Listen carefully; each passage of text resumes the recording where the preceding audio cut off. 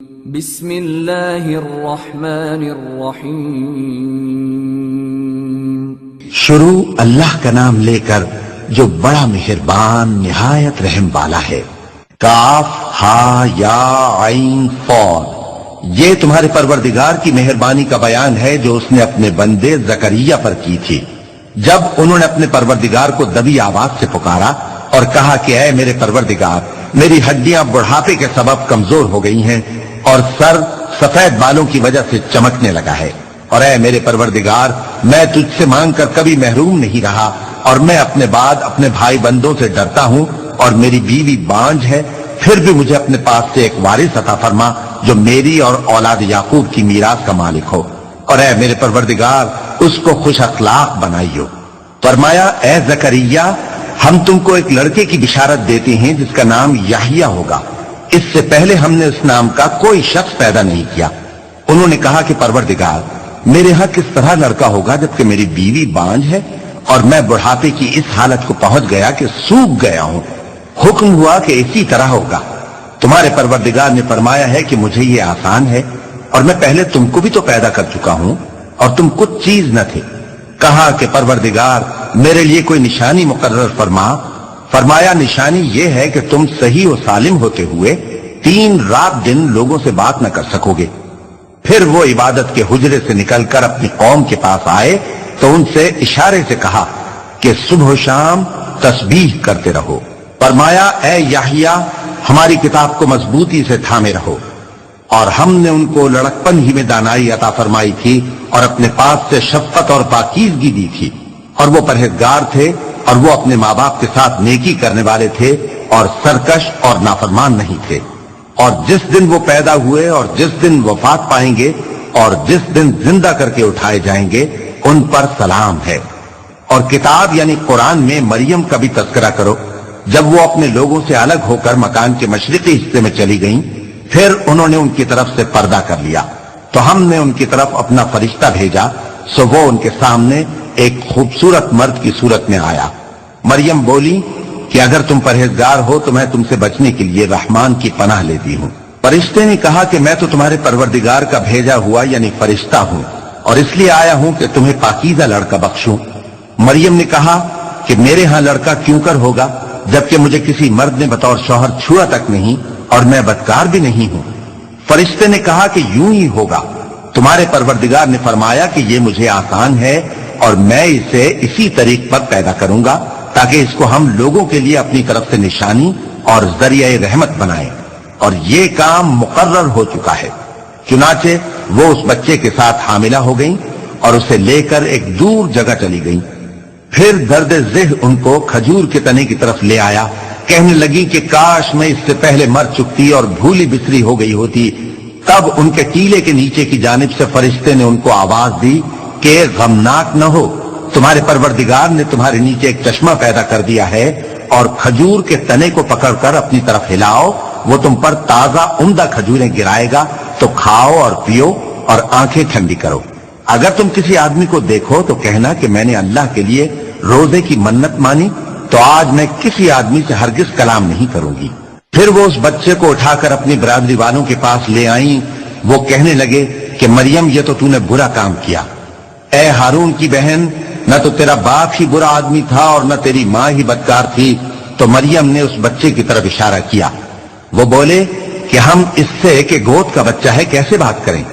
بچے نے کہا کہ میں اللہ کا بندہ ہوں، اس نے مجھے کتاب دی ہے اور نبی بنایا ہے، اور میں جہاں ہوں اور جس حال میں ہوں اس نے مجھے صاحب برکت بنایا ہے، اور جب تک زندہ ہوں مجھ کو نماز اور زکوٰۃ کا ارشاد فرمایا ہے، اور مجھے اپنی ماں کے ساتھ نیک سلوک کرنے والا بنایا ہے اور سرکش و بدبخت نہیں بنایا، اور جس دن میں پیدا ہوا اور جس دن مروں گا اور جس دن زندہ کر کے اٹھایا جاؤں گا مجھ پر سلام ہے۔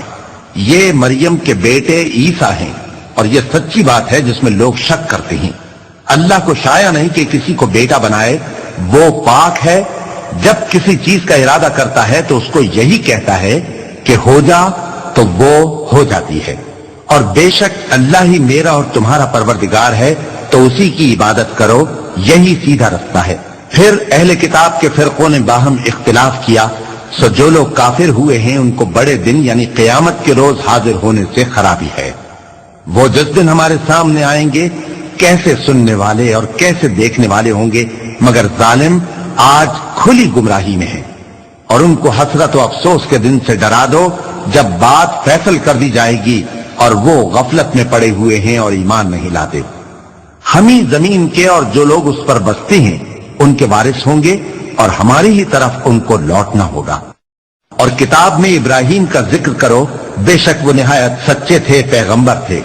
جب انہوں نے اپنے باپ سے کہا کہ ابا آپ ایسی چیزوں کو کیوں پوچھتے ہیں جو نہ سنیں اور نہ دیکھیں اور نہ آپ کے کچھ کام آ سکیں؟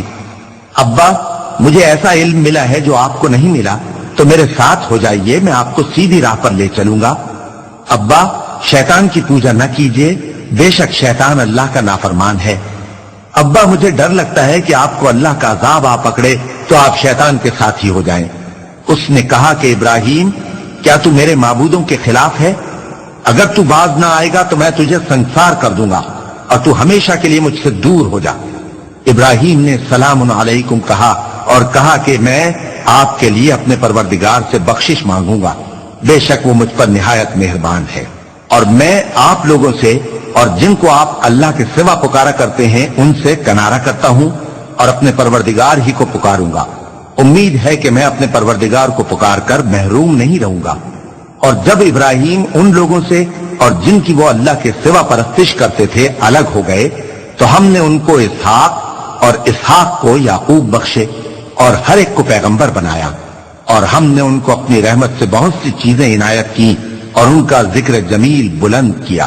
اور کتاب میں موسیٰ کا بھی ذکر کرو، بے شک وہ ہمارے برگزیدہ تھے اور رسول تھے، نبی تھے، اور ہم نے ان کو طور کی داہنی طرف سے پکارا اور باتیں کرنے کے لیے نزدیک بلایا، اور اپنی مہربانی سے ان کو ان کا بھائی ہارون پیغمبر بنا کر عطا کیا۔ اور کتاب میں اسماعیل کا بھی ذکر کرو، وہ وعدے کے سچے اور رسول تھے، نبی تھے، اور وہ اپنے گھر والوں کو نماز اور زکوٰۃ کا حکم کرتے تھے اور اپنے پروردگار کے ہاں پسندیدہ تھے۔ اور کتاب میں ادریس کا بھی ذکر کرو، وہ بھی نہایت سچے تھے، نبی تھے، اور ہم نے ان کو اونچی جگہ اٹھا لیا تھا۔ یہ وہ لوگ ہیں جن پر اللہ نے اپنے پیغمبروں میں سے فضل کیا، یعنی اولاد آدم میں سے، اور ان لوگوں میں سے جن کو ہم نے نوح کے ساتھ کشتی میں سوار کیا، اور ابراہیم اور یعقوب کی اولاد میں سے، اور ان لوگوں میں سے جن کو ہم نے ہدایت دی اور جنہیں برگزیدہ کیا۔ جب ان کے سامنے ہماری آیتیں پڑھی جاتی تھیں تو سجدے میں گر پڑتے اور روتے رہتے تھے، کیونکہ آیت سجدہ تلاوت کی گئی ہے، لہذا سامعین پر سجدہ واجب ہے۔ پھر ان کے بعد چند ناخلف ان کے جانشین ہوئے جنہوں نے نماز کو ضائع کر دیا اور خواہشات نفسانی کے پیچھے لگ گئے، سو ان قریب ان کو گمراہی کی سزا ملے گی۔ ہاں جس نے توبہ کی اور ایمان لایا اور عمل نیک کیے تو ایسے لوگ بہشت میں داخل ہوں گے اور ان کا ذرا نقصان نہ کیا جائے گا، یعنی ہمیشہ کی بہشتوں میں جس کا اللہ نے اپنے بندوں سے وعدہ کیا ہے کہ جو ان کی آنکھوں سے پوشیدہ ہے۔ بے شک اس کا وعدہ نیکوکاروں کے سامنے آنے والا ہے، وہ اس میں سلام کے سوا کوئی بیہودہ کلام نہ سنیں گے اور ان کو صبح و شام کھانا ملے گا۔ یہی وہ جنت ہے جس کا ہم اپنے بندوں میں سے ایسے شخص کو مالک بنائیں گے جو پرہیزگار ہوگا۔ اور فرشتوں نے پیغمبر کو جواب دیا کہ ہم تمہارے پروردگار کے حکم کے سوا اتر نہیں سکتے، جو کچھ ہمارے آگے ہے اور جو پیچھے ہے اور جو اس کے درمیان ہے سب اسی کا ہے، اور تمہارا پروردگار بھولنے والا نہیں، یعنی آسمان اور زمین کا اور جو ان دونوں کے درمیان ہے سب کا پروردگار، تو اسی کی عبادت کرو اور اس کی عبادت پر ثابت قدم رہو۔ بھلا تم کوئی اس کا ہم نام جانتے ہو؟ اور کافر انسان کہتا ہے کہ جب میں مر جاؤں گا تو کیا زندہ کر کے نکالا جاؤں گا؟ کیا ایسا انسان یاد نہیں کرتا کہ ہم نے اس کو پہلے بھی تو پیدا کیا تھا جبکہ وہ کچھ بھی چیز نہ تھا؟ سو تمہارے پروردگار کی قسم ہم ان کو جمع کریں گے اور شیطانوں کو بھی، پھر ان سب کو جہنم کے گرد حاضر کریں گے اور وہ گھٹنوں پر گرے ہوئے ہوں گے۔ پھر ہر گروہ میں سے ہم ایسے لوگوں کو کھینچ نکالیں گے جو رحمان کے مقابلے میں سخت سرکشی کرتے تھے، پھر ہم ان لوگوں سے خوب واقف ہیں جو اس میں داخل ہونے کے زیادہ لائق ہیں، اور تم میں سے کوئی شخص نہیں مگر اسے اس پر گزرنا ہوگا، یہ تمہارے پروردگار پر لازم ہے، مقرر ہے۔ پھر ہم پرہیزگاروں کو نجات دیں گے اور ظالموں کو اس میں گھٹنوں کے بل پڑا ہوا چھوڑ دیں گے۔ اور جب ان لوگوں کے سامنے ہماری آیتیں پڑھی جاتی ہیں تو جو کافر ہیں وہ مومنوں سے کہتے ہیں کہ دونوں فریق میں سے مکان کس کے اچھے اور مجلسیں کس کی بہتر ہیں، اور ہم نے ان سے پہلے بہت سی امتیں ہلاک کر دیں، وہ لوگ ان سے ٹھاٹ باٹ اور نمود و نمائش میں کہیں اچھے تھے۔ کہہ دو کہ جو شخص گمراہی میں پڑا ہوا ہے رحمان اس کو آہستہ آہستہ مہلت دیا جاتا ہے، یہاں تک کہ جب اس چیز کو دیکھ لیں گے جس کا ان سے وعدہ کیا جاتا ہے، خواہ عذاب اور خواہ قیامت، تو اس وقت جان لیں گے کہ مکان کس کا برا ہے اور لشکر کس کا کمزور ہے۔ اور جو لوگ ہدایت یاب ہیں اللہ ان کو زیادہ ہدایت دیتا ہے، اور نیکیاں جو باقی رہنے والی ہیں وہ تمہارے پروردگار کے ہاں صلے کے لحاظ سے خوب اور انجام کے اعتبار سے بہتر ہیں۔ بھلا تم نے اس شخص کو دیکھا جس نے ہماری آیتوں سے کفر کیا اور کہنے لگا کہ اگر میں اثر نو زندہ ہوا بھی تو یہی مال اور اولاد مجھے وہاں ملے گا؟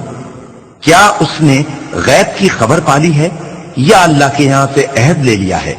ہرگز نہیں، یہ جو کچھ کہتا ہے ہم اس کو لکھتے جاتے اور اس کے لیے آہستہ آہستہ عذاب بڑھاتے جاتے ہیں، اور جو چیزیں یہ بتاتا ہے ان کے ہم وارث ہوں گے، اور یہ اکیلا ہمارے سامنے آئے گا، اور ان لوگوں نے اللہ کے سوا اور معبود بنا لیے ہیں تاکہ وہ ان کے لیے موجب عزت ہوں۔